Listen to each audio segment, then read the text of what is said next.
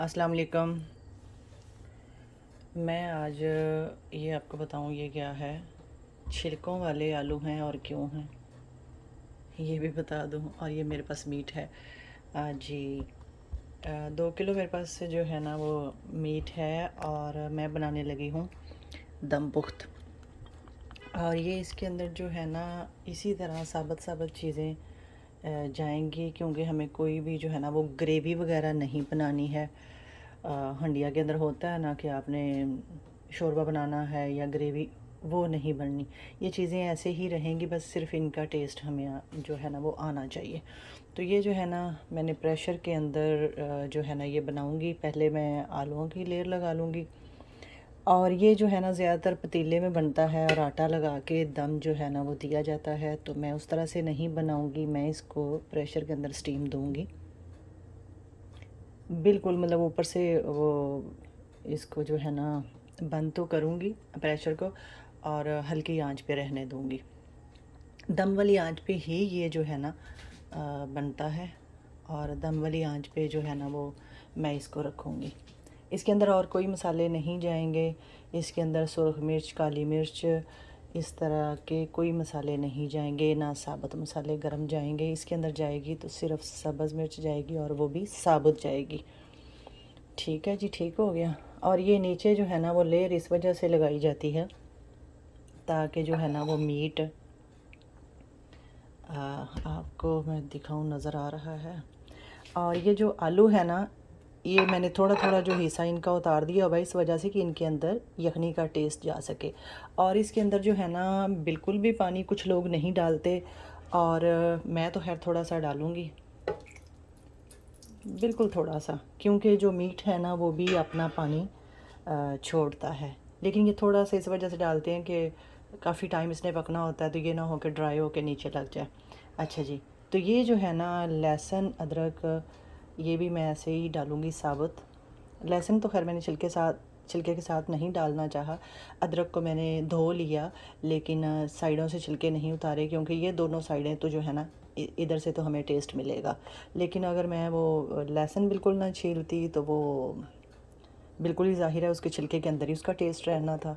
तो इसका थोड़ा बहुत आ जाए। अगर आप लोग मतलब कुछ लोग तो बनाते हैं इसके अंदर अच्छा खासा पानी डाल देते हैं, कुछ ये पानी छोड़ता भी है गोश्त, क्योंकि अगर आप चपाती वगैरह के साथ खाना चाहते हैं तो थोड़ी सी मतलब शोरबा होना चाहिए, यखनी ही होती है। और इसके अंदर जो है ना वो सिर्फ जाएगा नमक, बस। और ये मैंने इस तरह का मीट लिया है, मैंने इसके ऊपर से जो है ना ये चर्बी नहीं उतारी। तो इसके अंदर जो है ना वो चर्बी डलती है। तो जो रेस्टोरेंट वगैरह वाले हैं वो क्या करते हैं कि वो ऑयल डाल देते हैं, ज़ाहिर है वो ज़्यादा बनाते हैं, तो वो तो अच्छा खासा जो है ना कप भर भर के ऑयल डालते हैं कि उसकी तरी ऊपर आ जाए। और वो तरी की वजह ये होती है कि ये आलू वगैरह जो है ना इनके अंदर भी उसका चला जाए, मतलब ज़्यादा ड्राई ड्राई ना लगे। ठीक है। तो मैं खैर चंद एक बोटियाँ ही जो है ना वो मैंने ऐसे है कि उनको साफ़ नहीं किया, जैसे कि ये है चर्बी है। और ये चर्बी का जो ऑयल थोड़ा सा बना बना, मैंने अलग से सिर्फ़ और सिर्फ चर्बी नहीं डालनी और ना ही ऑयल डालना है। ठीक है जी। और ये काफ़ी सारे तरीक़ों से जो है ना बनता है। ये देखें चर्बी वाले पीस। दम पुख्त जो है ना काफ़ी सारे तरीक़ों से बनता है। दो तो तरीके मैंने आपको बता दिए हैं कि कुछ लोग जो है ना वो इसमें थोड़ा बहुत पानी लगाते हैं, ख़ुद लगाते हैं। तो कुछ लोग जो है ना वो बिल्कुल भी नहीं लगाते। और ज़्यादातर ये ईद पे बनता है। मेरा तो खैर दिल चाहा तो मैं जो है ना वो बना रही हूँ। तो कुछ लोग जो है ना वो बिल्कुल खुश्क बनाते हैं और कुछ लोग कहते हैं कि नहीं जी हमने चपाती के साथ खाना है तो इसको होना चाहिए जी। तो अब मैं इसको बंद कर दूँगी और तकरीबन जो है ना वो 1 घंटा मैं इसको रखूँगी, लेकिन बिल्कुल हल्की आंच पे। ये लें जी, दम पुख्त हो गया तैयार, बेहतरीन, बहुत ही अच्छा।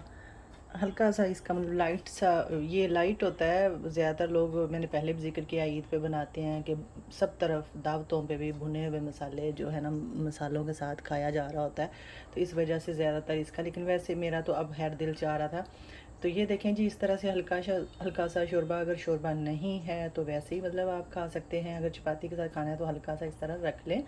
और ये मैंने जो है ना टमाटर, जो ज़ाहिर है मैंने ज़्यादा डाले थे, ये इधर मैंने प्याज और वो निकाल लिए, एक आलू का पीस भी है साथ।